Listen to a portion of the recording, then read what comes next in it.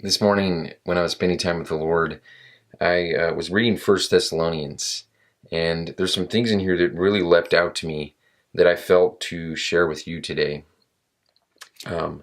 Paul in First Thessalonians, it's really a letter that he's writing, a letter of discipleship. It's an amazing glance of Paul discipling a group of people that just got saved, the Thessalonians, which is really amazing to be able to glance in and peer at this. Take a look at how the Apostle Paul discipled new believers. So what I wanted to share with you today is 6 keys of how to disciple people with the heart of a mother and a father. How do we disciple people? How do we do that, especially with a pure heart to mother and father, to raise up people in the Lord? Because, really, this is a call for each and every one of us. Every believer is called to make disciples. Jesus said to go into all the world and preach the gospel and make disciples. This is the call for me, and it's the call for you. So it's really important that we actually understand how to do this properly and in a healthy way. And because we're all called to make disciples, I believe that in turn, we're all called to mother and father. I mean in a biblical sense. Mothering and fathering isn't a position that we take over somebody. It isn't a title that we wear like a badge.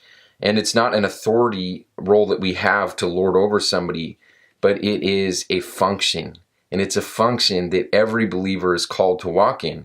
It's not for special people, but because we're all called to make disciples, we're all called to have that heart of mothering and fathering others, to see them succeed in life. So what are the 6 keys that I want to share with you? In 1 Thessalonians 1, 7 and 8, there's the first 3. It says, "We were gentle among you." There's 1. "Like a nursing mother taking care of her own child. So being affectionately desirous of you." That's 2. "We were ready to share with you not only the gospel of God, but also our own selves." That's 3. "Because you had become very dear to us."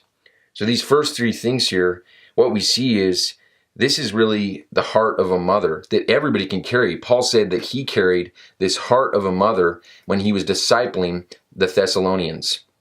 And this heart of a mother, this passionate heart, this compassionate heart, is really about being gentle with those in your care, being gentle with the people that God has entrusted you with. Ministry isn't about a platform or a position or a program. It's about the people that God has entrusted us with. And a big heart of this call, a big cry out of this, is that we would be gentle with those in our care, gentle, and we would be affectionately desirous of them. And these 2 things really talk about love.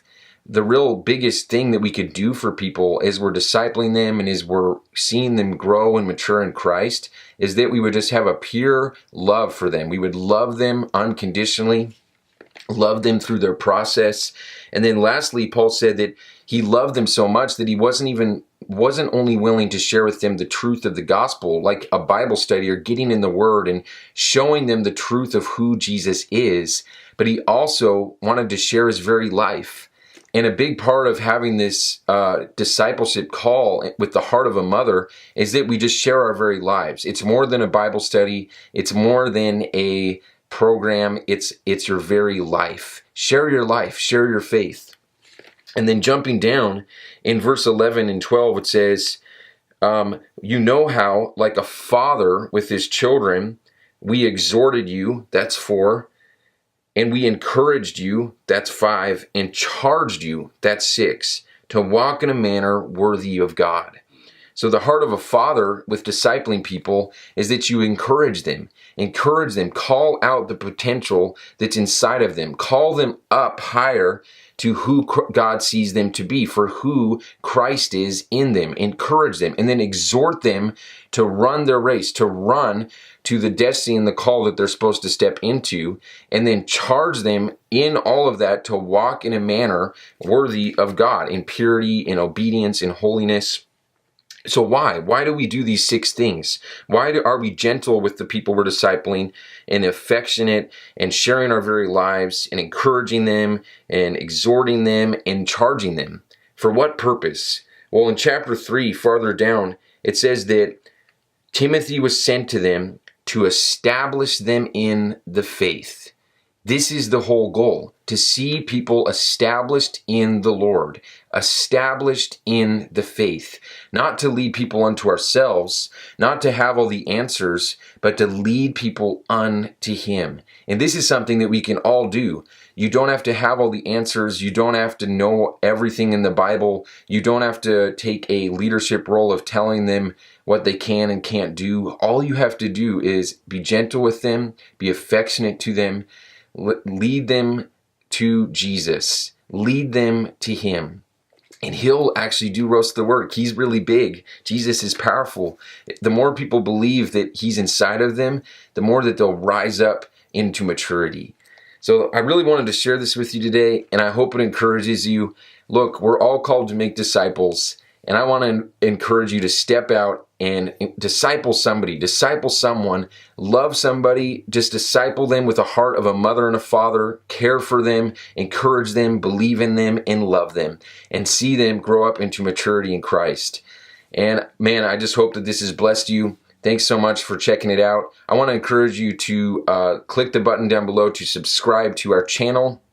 And also you can follow us on Facebook and Instagram at Love Pursuit International. Thanks. Take care.